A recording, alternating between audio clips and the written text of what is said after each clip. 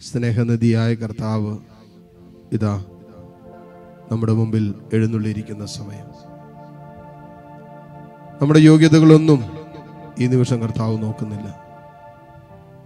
നമ്മുടെ അയോഗ്യതകൾക്കും മീതെ നമ്മെ യോഗ്യരാക്കുന്ന ദൈവത്തിന്റെ സ്നേഹം ഇയാൾ താരയിൽ നിന്നും ഒഴുകിയിറങ്ങുന്ന നിമിഷമാണ്.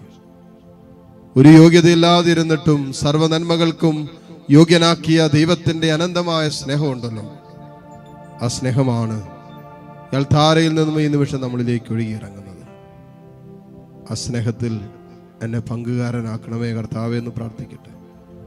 ആ സ്നേഹത്തിൽ ദൈവമേ എന്നെ പങ്കുകാരിയാക്കണമേ എന്ന് പ്രാർത്ഥിക്കട്ടെ. ആ സ്നേഹത്തിൽ എൻ്റെ കുടുംബാംഗങ്ങൾ എല്ലാവരെയും പങ്കുചേർക്കണമേ എന്ന് പ്രാർത്ഥിച്ചുകൊണ്ട് ഒരുമിച്ച് പ്രാർത്ഥിക്കാം. പരിശുദ്ധ പരമ ദിവ്യകാരുണ്യ നാഥനായ ഈശോയ്ക്ക് എന്നേരവും ആരാധനയും സ്തുതിയും പുകഴ്ചയും ഉണ്ടായിരിക്കട്ടെ. കരങ്ങൾ രണ്ടും മാറോട് ചേർത്ത് പിടിക്കാം. കണ്ണു തുറന്ന് ദിവ്യകാരുണ്യത്തിലേക്ക് നോക്കാം.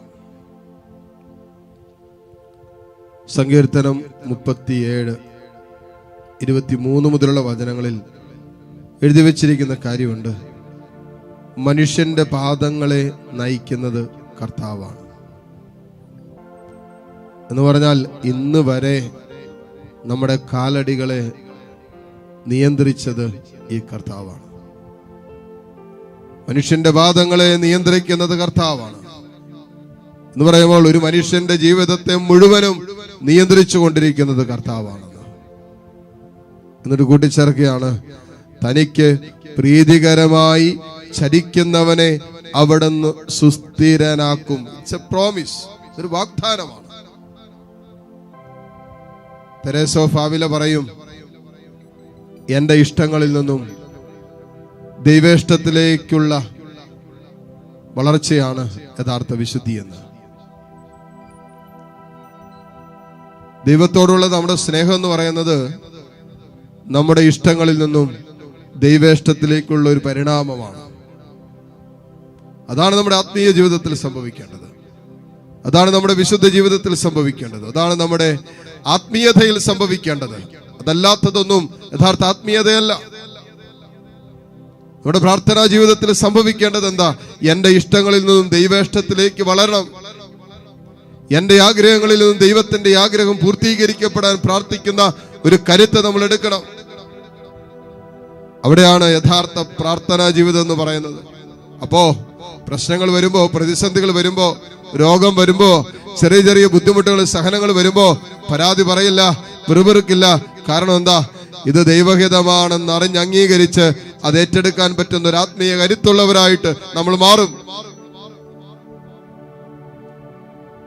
അതുകൊണ്ട് നമ്മുടെ ഇഷ്ടങ്ങളിൽ നിന്നും ദൈവേഷ്ടത്തിലേക്ക് ഒരു പരിണാമം നമ്മളിൽ സംഭവിക്കട്ടെ. ഈ ശുശ്രൂഷകളിലൂടെ, ഈ ആരാധന നിമിഷങ്ങളിലൂടെ, തമ്പുരാന്റെ മുമ്പിൽ നമ്മൾ വ്യാപരിക്കുന്ന ഓരോ നിമിഷങ്ങളിലും നമ്മുടെ ഹൃദയം തമ്പുരാന്റെ ഹൃദയത്തിലേക്ക് സഞ്ചരിക്കട്ടെ. നമ്മുടെ ഹൃദയത്തിന്റെ ഇഷ്ടങ്ങൾ കർത്താവിന്റെ ഹൃദയത്തിന്റെ ഇഷ്ടവുമായി അങ്ങോട്ട് താതാത്മ്യപ്പെടട്ടെ. എന്നിട്ട് പറ, ദൈവമേ എന്റെ ഇഷ്ടമല്ല, നിന്റെ തിരുവിഷ്ടം അങ്ങനെയാണെങ്കിൽ അങ്ങനെ അങ്ങോട്ട് നടക്കട്ടെ. ഈശോ കാൽവരിയുടെ നെറുകയിലും ഗെത്സമൻ തോട്ടത്തിലൊക്കെ പറഞ്ഞതും പഠിപ്പിച്ചതുമായ യഥാർത്ഥ പ്രാർത്ഥന എന്ന് പറയുന്നത് അതല്ലേ? ഈശോ പ്രാർത്ഥിക്കുക ഗെത്സമനിൽ രക്തം വിയർത്ത. നമ്മൾ പ്രാർത്ഥിക്കുന്ന പോലെയൊന്നുമല്ല, വളരെ കംഫർട്ടബിൾ ആയിട്ട് ഇരുന്ന്, സൗകര്യമായിട്ട് ചാരിയിരുന്ന്, ചാരി കിടന്ന് ഒന്നുമല്ല ഈശോ പ്രാർത്ഥിച്ചത്. ഈശോ പാറമേലിങ്ങനെ വീണിട്ട്, മുട്ടുകുത്തി വീണ് കിടന്നിട്ട് രക്തം വിയർത്ത ഈശോ പ്രാർത്ഥിച്ചത്. തന്റെ വിയർപ്പ് തുള്ളികൾ രക്തമായി വീണു എന്ന് പറഞ്ഞാൽ അതികഠിനമായ വേദനയുടെ നടുവിലുള്ള പ്രാർത്ഥനയായത്. ജീവിതത്തിൽ എടുക്കാൻ പറ്റാത്ത, വഹിക്കാൻ പറ്റാത്ത, ഇങ്ങനെ ചുമന്നു മാറ്റാൻ പറ്റാത്ത അതികഠിനമായ ജീവിതത്തിന്റെ ഒരു അനുഭവത്തിന്റെ മുമ്പിൽ നിന്നുകൊണ്ടാ ഈശോ പ്രാർത്ഥിക്കുന്നത്. നമ്മുടെ പ്രാർത്ഥനകളും പലപ്പോഴും ഇതുപോലെ രക്തം വിയർത്തുള്ള പ്രാർത്ഥനകളായി മാറിയിട്ടുണ്ടാകാം. ഇപ്പോൾ അങ്ങനെ പ്രാർത്ഥിക്കുന്നുണ്ടാകാം. എടുത്തു മാറ്റാൻ പറ്റാത്ത ചില ജീവിത പ്രശ്നങ്ങളുടെ നടുവിൽ നിന്നും ചങ്കുരുകി ചങ്കുപൊട്ടി പ്രാർത്ഥിക്കുന്ന മക്കൾ ഇതിനകത്തുണ്ടാകാം. ജീവിതം തകർന്നു, കുടുംബ ബന്ധങ്ങൾ തകർന്നു, ചില ദാമ്പത്യ ജീവിതങ്ങൾ തകർന്ന് തരിപ്പണമായി, ഡൈവോഴ്സിന്റെ വക്കിലെത്തി നിൽക്കുന്ന ചില കുടുംബ ബന്ധങ്ങൾ, മക്കൾ പറഞ്ഞ അനുസരിക്കുന്നില്ല, വഴിവിട്ട ജീവിതത്തിലേക്ക് പോയ മക്കള്, തലമുറകള്, ഇതൊക്കെ ഓർത്ത് ഭാരപ്പെട്ടും സങ്കടപ്പെട്ടും വേദനിച്ചും നൊമ്പരപ്പെട്ടൊക്കെ കരഞ്ഞ് നിലവിളിച്ചും പ്രാർത്ഥിക്കുന്ന മക്കള് ഇതിനകത്തുണ്ടാകാം. ചില മാരക രോഗത്തിന്റെയും മാറാ രോഗത്തിന്റെയും നടുവിൽ നിന്ന് ദൈവമേ എന്നൊന്ന് വിളിക്കാൻ പോലും പറ്റാതെ കണ്ണു നിറഞ്ഞൊഴുകുന്ന, ഹൃദയം വിങ്ങിപ്പൊട്ടുന്ന, തൊണ്ടയിടറുന്ന അവസ്ഥയിലിരിക്കുന്ന മക്കൾ ഇതിനകത്തുണ്ടാകാം. ദൈവമേ, നീ ഗത്സമേൻ തോട്ടത്തിൽ പ്രാർത്ഥിച്ചതുപോലെ ഇതാ ചങ്കുപിടയുന്ന വേദനയോടെ പ്രാർത്ഥിക്കുന്ന മക്കള് ഈ ആരാധനയിലുണ്ടാകാം. ആ വേദനയുടെ നടുവില് രക്തം വിയർത്ത് യേശു പ്രാർത്ഥിച്ചു. എന്നിട്ട് പ്രാർത്ഥനയുടെ അവസാനം ഈശോ പറഞ്ഞൊരു കാര്യമുണ്ട്, അപ്പാ, ഈ പാനപാത്രം ഞാൻ കുടിക്കേണ്ടതാണെന്ന് നിന്റെ ഇഷ്ടമെങ്കിൽ, ഈ ജ്ഞാനസ്നാനം ഞാൻ സ്വീകരിക്കണമെന്നാണ് നിന്റെ ഹിതമെങ്കിൽ അങ്ങനെ അങ്ങോട്ട് നടക്കട്ടെ. എങ്കിലും എന്റെ ഇഷ്ടമല്ല, നിന്റെ തിരുവിഷ്ടം നിറവേറട്ടെ. എന്റെ ഇഷ്ടമല്ല, നിന്റെ തിരുവിഷ്ടം നിറവേറട്ടെ. തന്റെ ഇഷ്ടത്തിൽ നിന്നും ദൈവത്തിന്റെ ഇഷ്ടത്തിലേക്കുള്ള ഒരു പരിണാമമാണ് യഥാർത്ഥ പ്രാർത്ഥന. നമ്മുടെ കൊച്ചു കൊച്ചു ഇഷ്ടങ്ങളിൽ നിന്നും ചെറുതും വലുതുമായ ഇഷ്ടങ്ങളിൽ നിന്നും ദൈവേഷ്ടത്തിലേക്കുള്ള ഒരു പരിണാമമാണ് യഥാർത്ഥമായ പ്രാർത്ഥന, യഥാർത്ഥമായ ആത്മീയ ജീവിതം. ബാക്കിയെല്ലാം പൊള്ളയാണ്. പ്രാർത്ഥിക്കാൻ ദൈവമേ, യഥാർത്ഥമായ ഒരു പ്രാർത്ഥനാ ജീവിതത്തിന്റെ ഉടമയാക്കി നീ എന്നെ മാറ്റണമേ. യഥാർത്ഥ വിശ്വാസ ജീവിതത്തിന്റെ ഉടമയാക്കി നീ എന്നെ മാറ്റണമേ. യഥാർത്ഥ വിശുദ്ധ ജീവിതത്തിന്റെ ഉടമയാക്കി നീ എന്നെ മാറ്റണമേ. ഏത് ജീവിത അനുഭവങ്ങളിലും നിന്നെ സ്നേഹിക്കാൻ പറ്റുന്ന ഒരു കരുത്തെനിക്ക് തരണമേ. ഒരു സങ്കീർത്തകൻ പറയുകയാണ്, തനിക്ക് പ്രീതികരമായി ചരിക്കുന്നവരെ അവിടുന്ന് സുസ്ഥിരനാക്കും. എന്നിട്ട് കേട്ടോ, അവൻ വീണേക്കാം, എന്നാൽ അത് മാരകമായിരിക്കുകയില്ല, കാരണം കർത്താവ് അവന്റെ കയ്യിൽ പിടിച്ചിട്ടുണ്ട്. ഇതല്ലേ നമുക്ക് ഏറ്റവും വലിയ ആശ്വാസം കിട്ടുന്ന വാക്ക്. നമ്മൾ ദൈവത്തെ സ്നേഹിച്ച് ദൈവത്തിന്റെ വഴികളിലൂടെ ചരിച്ച് അല്ലേ, പ്രാർത്ഥനയുണ്ട്, പള്ളിപ്പോക്കുണ്ട്, എല്ലാ ആത്മീയത കാര്യങ്ങളുണ്ട്. എന്നിട്ടും പലരും ചോദിച്ചിട്ടില്ല, ഇത്രയൊക്കെ പ്രാർത്ഥിച്ചിട്ടും എന്തേ ഇങ്ങനെ സംഭവിക്കുന്നേ, എന്തേ ഇങ്ങനെ പ്രശ്നങ്ങൾ, എന്തേ ഇങ്ങനെ തകർച്ചകള്, അടിക്കടി ബുദ്ധിമുട്ടുകളൊക്കെ നിങ്ങളുടെ ജീവിതത്തിൽ വരുന്നു, ഞങ്ങൾ ഇത്രയും പോലും പ്രാർത്ഥിക്കുന്നില്ലല്ലോ, എന്നിട്ട് ഞങ്ങൾക്കൊരു കുഴപ്പമില്ലല്ലോ എന്ന് പലരും മുഖത്ത് നോക്കി പറഞ്ഞിട്ടില്ലേ? കർത്താവ് പറയാണ്, കർത്താവിന്റെ വഴികളിലൂടെ സഞ്ചരിച്ചിട്ട് അവരെ കർത്താവ് സുസ്ഥിരമാക്കും. അവൻ വീണേക്കാം, അവൻ അടികിട്ടാം, രോഗം വരാം, പ്രശ്നങ്ങൾ ഉണ്ടാകാം, പ്രതിസന്ധികൾ ഉണ്ടാകാം. അവൻ വീണേക്കാം, എന്നാൽ അത് മാരകമായിരിക്കുകയില്ല, കാരണം കർത്താവ് അവന്റെ കയ്യിൽ, അവളുടെ കയ്യിൽ പിടിച്ചിട്ടുണ്ട്.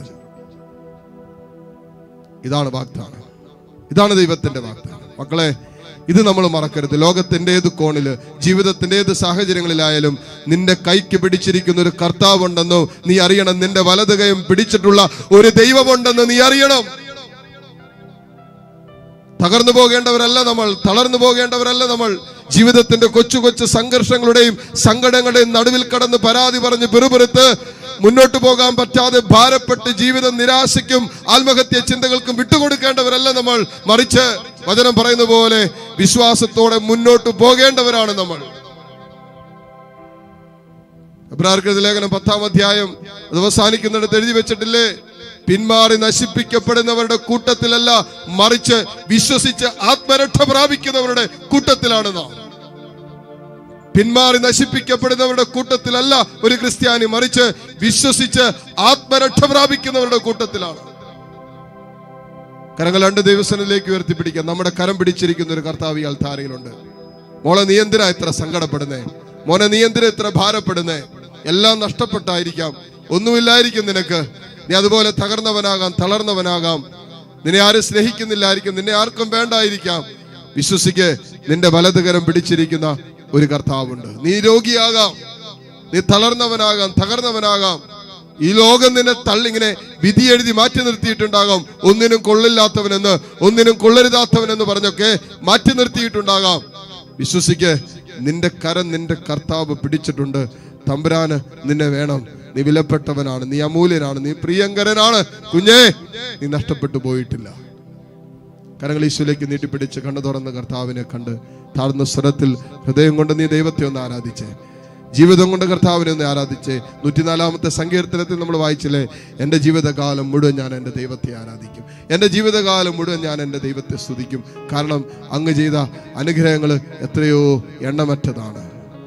നിരവധിയായ അനുഗ്രഹങ്ങൾ ദൈവം നീ എൻ്റെ ജീവിതത്തിൽ ചുരിഞ്ഞില്ലേ.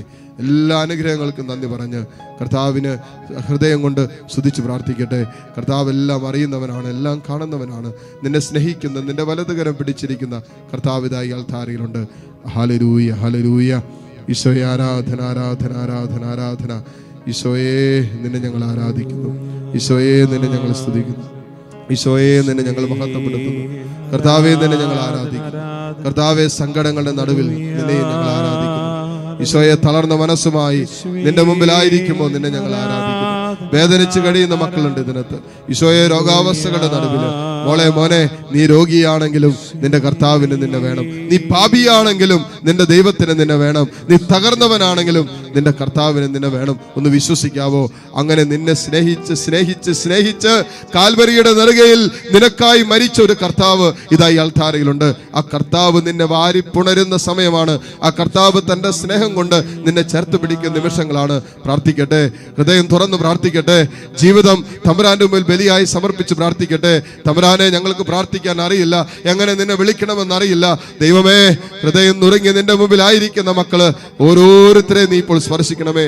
ഓരോ മകനെയും മകളെയും നീ ഇപ്പോൾ തൊടണമേ. Hallelujah, hallelujah, hallelujah. ഈശോയെ ആരാധന, ആരാധന, ആരാധന, ആരാധന, ആരാധന. Hallelujah, hallelujah, hallelujah. ഈശോയെ ആരാധന, ആരാധന, ആരാധന, ആരാധന. Hallelujah, hallelujah, hallelujah. ഈശോയെ ആരാധന. നീ തകർന്നവനാണോ മകനേ, ഈശോയെ നീ തളർന്നവളാണോ മകളേ, കരങ്ങളെ മാറോട് ചേർത്ത് ഞാൻ നിന്റെ രക്ഷകൻ, നിന്റെ തകർച്ചകളിലെല്ലാം ഈശോയെ നന്മയായി മാറ്റുന്നവൻ. ആമേൻ. യേശു നായകൻ, നീ തകർന്നവനാണോ മകനേ, നീ തളർന്നവളാണോ മകളേ, ഞാൻ നിന്റെ രക്ഷകൻ, നിന്റെ തകർച്ചകളിലെല്ലാം നന്മയായി മാറ്റുന്നവൻ. യേശു നായകൻ. മുട്ടുകുത്താൻ സാധിക്കുന്ന എല്ലാ മക്കളും ഈ നിമിഷം മുട്ടുമേലായിരിക്കുന്നു. ദിവ്യകാരുണ്യ ഈശോയുടെ ആശീർവാദം സ്വീകരിക്കാൻ നമ്മൾ ഒരുങ്ങുന്ന നിമിഷമാണ്. നമ്മുടെ എല്ലാ വ്യക്തിപരമായ പ്രാർത്ഥനകളെയും ദൈവസന്നിധിയിലേക്ക് ഉയർത്താം.